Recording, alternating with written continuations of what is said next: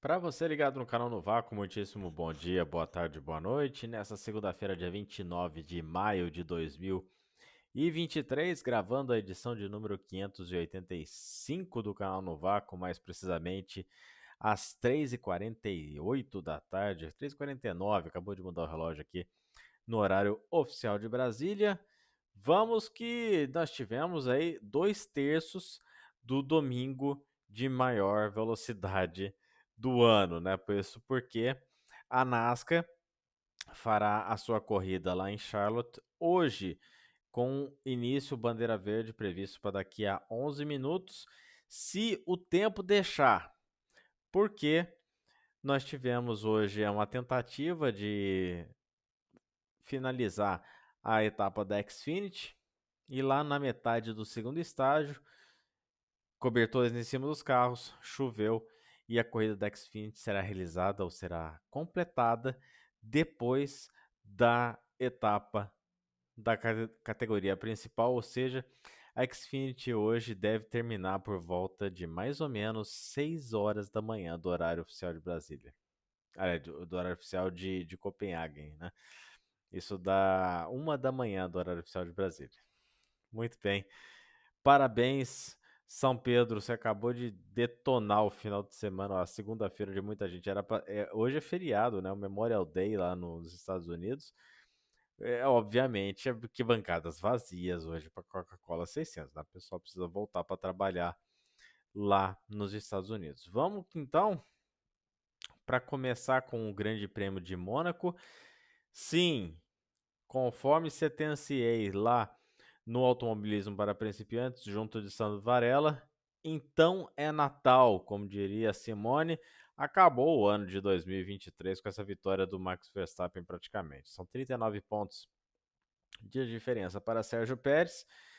E o Pérez, que precisava ali de uma recuperação herculeana, para não dizer pouco, acabou ficando pela 16ª colocação, não sobrou nem fazer a volta mais rápida para tirar o pontinho de quem quer que fosse, acabou ficando com o Hamilton a volta mais rápida. E ele viu a diferença agora do Verstappen subir, ou para o Verstappen subir para 39 pontos. Obviamente, a Red Bull, com toda esse cenário que está se colocando, não vai deixar a briga aberta pelo título. Uma hora eles vão começar a fazer o trabalho pender mais para o lado do holandês. No sábado nós tivemos uma sessão de fotos, né, aberta ao público, tanto da Mercedes quanto da Red Bull. A Mercedes, até o Toto Wolff chegou a falar de resgate Cirque du Soleil, porque realmente não precisava subir aquilo tudo à altura do carro ali pela grua para poder fazer a retirada tanto dos carros ali do Hamilton no terceiro treino livre, quanto do Pérez lá na primeira parte da classificação no Q1. Todo mundo agora tecendo as suas teses. A, os pilotos não, os mais entendidos ali na parte de aerodinâmica, dizendo que a Red Bull coloca ali 3 estágios no seu assoalho. Ou seja, começa ali pelo bico e os túneis de ar, né, que formam ali entre o asfalto e a parte superior do assoalho acabam gerando uma maior pressão aerodinâmica porque são 3 estágios ali entre bico, debaixo do cockpit, onde fica ali o assento do piloto, e na parte traseira no final.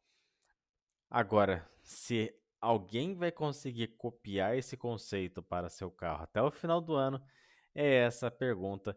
Obviamente, se nenhuma equipe ou se alguma equipe estava perto de alguma solução que foi adotada pela Red Bull e precisava de alguma inspiração, obviamente eles vão fazer agora, mas não é alguma coisa que vai ser colocada à prova já nas próximas corridas, né? Vai ser alguma coisa ali, a gente vai ver por volta ali de final de julho, se tudo der certo para essas equipes que querem copiar.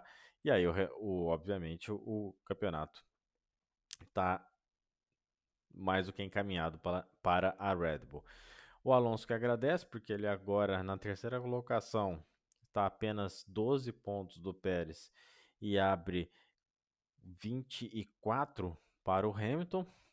O Russell que jogou fora um pódio com aquela sua saída de pista, depois uma posterior punição de 5 segundos, acabou se atrasando bastante ali e ficou na quarta colocação. Perdão, na quinta colocação, né? Na quarta ficou o Hamilton, que acabou sendo segurado mais uma vez pelo Esteban Ocon, e o Ocon levou a AlphaTauri não, perdão, a Alpine para o pódio. A AlphaTauri que teve problemas de freio lá, segundo o Tsunoda, e que fez nas mãos do Nick DeVries um ok 12º lugar, considerando a corrida, o caos que foi. O DeVries conseguiu se manter na pista e acabou fazendo ali alguma pressão para a 11ª colocação do Bottas. Dizem o pessoal, né, diz o pessoal da Aston Martin que mesmo que tivessem chamado o Alonso para trocar o pneu ali na volta que o Alonso trocou para pneus médios, se ele tivesse trocado para intermediários, não resolveria muito. A Aston Martin ainda terminaria a corrida na segunda colocação. Mas o rádio do Alonso logo depois da bandeirada deixa uma impressão muito diferente, porque o Alonso realmente ali naquele momento falou: olha, não é a vitória, mas eu sei o tanto que vocês trabalharam duro.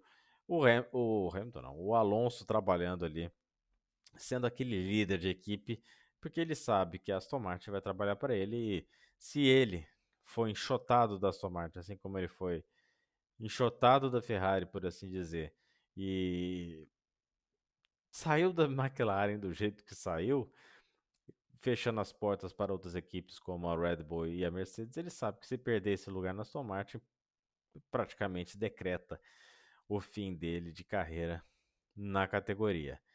E Carlos Sainz, que já deve estar procurando para o ano que vem um lugar para correr, porque realmente a discussão dele, o bate-boca dele no rádio com a equipe Ferrari foi extremamente sintomático de que a relação entre o espanhol e a equipe italiana não é das melhores, e eu não duvido nada numa possível dançada do Pérez, do Carlos Sainz se colocar ali como possível candidato a segundo piloto da Red Bull.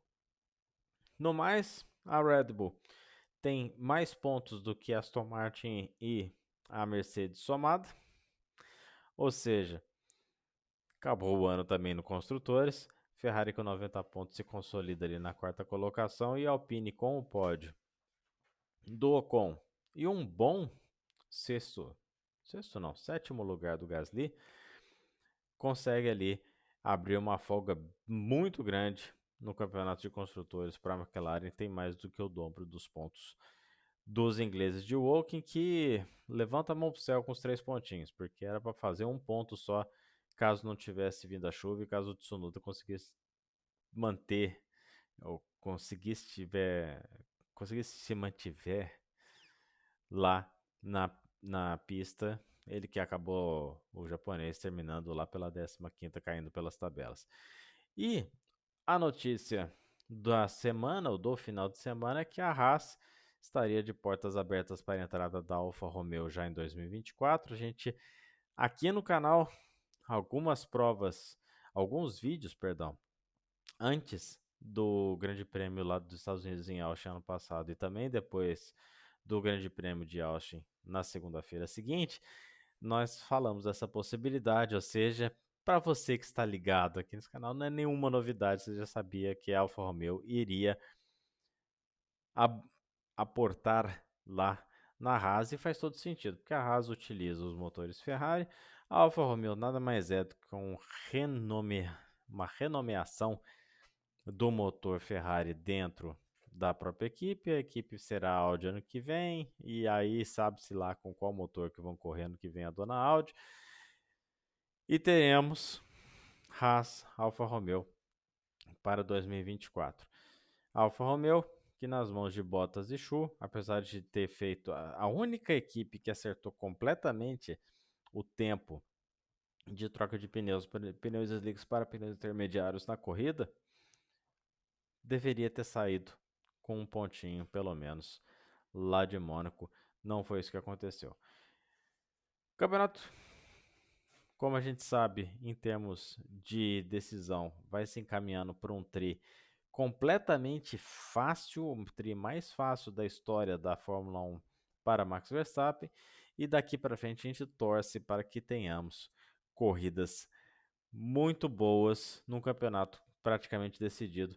É um sintoma mais ou menos do que tem o que nós tivemos, né? Por exemplo, o bicampeonato do Marques na MotoGP, ou o próprio tricampeonato do Marques na MotoGP não foram dos mais difíceis na história do motociclismo. E esse tri do Verstappen parte para ser alguma coisa bem semelhante ao que foi, lógico, que sobre 4 rodas. No mais, gente. Então é Natal, igual a gente sentenciou lá no Automobilismo para Principiantes, junto do excelente Sandro Varela. E tivemos a 500 milhas de Indianápolis com jornalistas. Eu queimei a língua. Porque eu apostava no Will Power como a Penske, que daria trabalho, e ela realmente deu durante boa parte da corrida, não tivesse o Will Power enfiado a traseira no muro ali na saída da 3. Saída da 3 não, perdão, na saída da 2. Ele acabou ficando pelo caminho, era um dos carros da Penske que estavam crescendo no momento. Faltando 25, 30 voltas, apareceu o Joseph Newgarden, se colocou 3 bandeiras vermelhas e nós tivemos ali 3 largadas de tirar o fôlego. O Marcus Ericsson, todo mundo sabe que a Indy não vai mais ter chegado em bandeira amarela, a não ser que essa bandeira amarela ocorra 2 voltas para o final. Se tiver 3 voltas para o final, eles vão fazer o que faz na NASCAR, o famoso white, né, green, white, checkered, né? Ou seja, dá verde faltando 3 voltas, faltando 2 voltas, perdão. Tem a última volta em bandeira branca e depois a bandeira quadriculada. Foi o que aconteceu lá em Indianápolis. O Newgarden estava com um foguetinho no final de prova, conseguiu se colocar ali fazendo os ajustes necessários. Um final de prova que teve até Santino Ferrucci como um dos principais candidatos à vitória no final. E já tinha falado também ontem no Automobilismo para Principiantes, né? O Palou, apesar do foguete que tinha na mão, não chegaria para a vitória. Indianápolis escolhe seus vencedores. E o espanhol acabou sendo colhido pelo Ryan VK na saída ali do primeiro pit stop. Acabou tomando ali, depois da primeira amarela, foi a batida do Stingray Robb, que eu também já tinha falado semana passada que era candidato à primeira bandeira amarela da Indianapolis 500 desse ano. Não errei. E acabou o espanhol ali fazendo uma corrida de recuperação muito boa para terminar na 5ª colocação. Em termos de campeonato, foi uma boa recuperação, mas obviamente para quem tinha o foguete da Ganassi, Ganassi que nas mãos de Dixon sofreu com vibrações, acabou ficando lá para trás. O Sato era aquilo que a gente falava também lá na prévia com o Sandro. É um carro que estava bem de cara pro vento, mas na hora de encarar o tráfego estava sofrendo e era um dos carros que estava saindo bastante de traseira. Ó, desafinada. O, o Tony Kanaan acabou fazendo a sua última corrida numa briga, assim como começou a sua carreira, brigando com Hélio Castro Neves. Tá certo que foi lá pela 14ª, 15ª colocação, mas terminou brigando. Ele que se despede de Indianápolis como piloto, deve voltar lá como coach ou como algum conselheiro de equipe, assim, por exemplo, como foi o caso do Gil de Ferran. Mas como piloto, essa foi a última corrida, acabou fazendo um bom papel. Teve aquela manobra em cima da grama lá, Harry Landike, em cima de Tony Stewart em 96, 97, 97, 97, perdão. E acabou gerando um dos momentos marcantes da corrida. Corrida que quase, olha, Papai do Céu não quis a tragédia. E não era a hora de ninguém.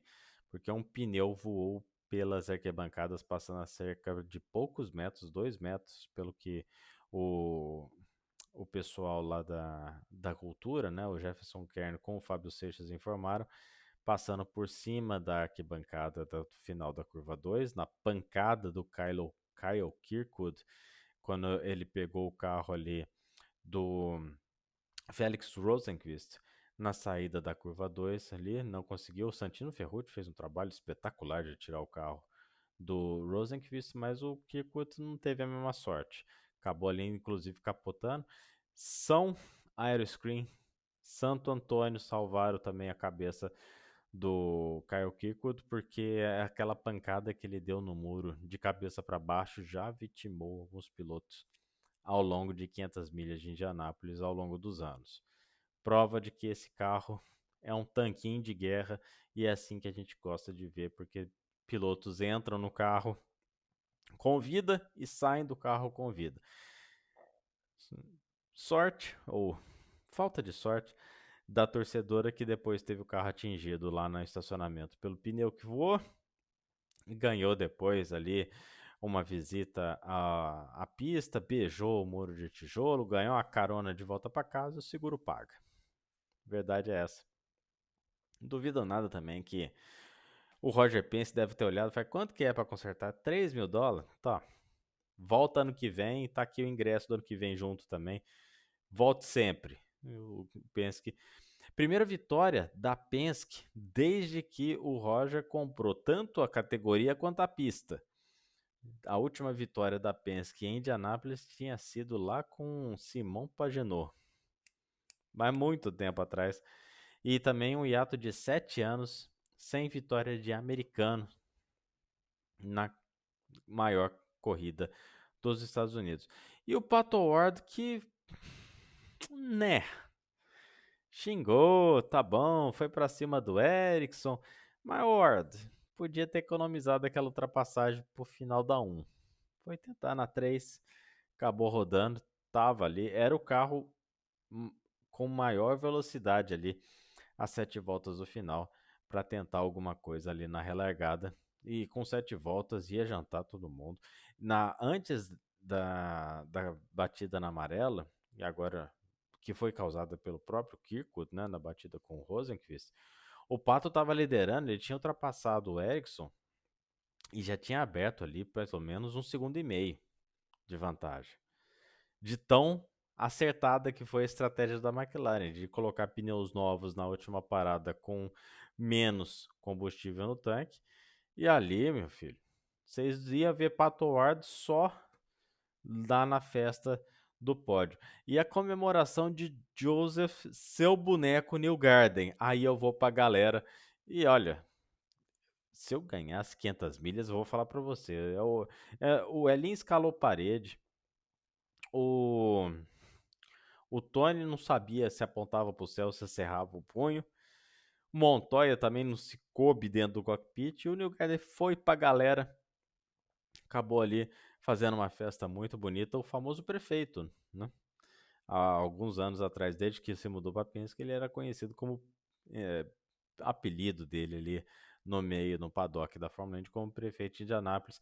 Depois de 12 tentativas, o Neil Garden finalmente consegue a sua primeira vitória em Indianápolis.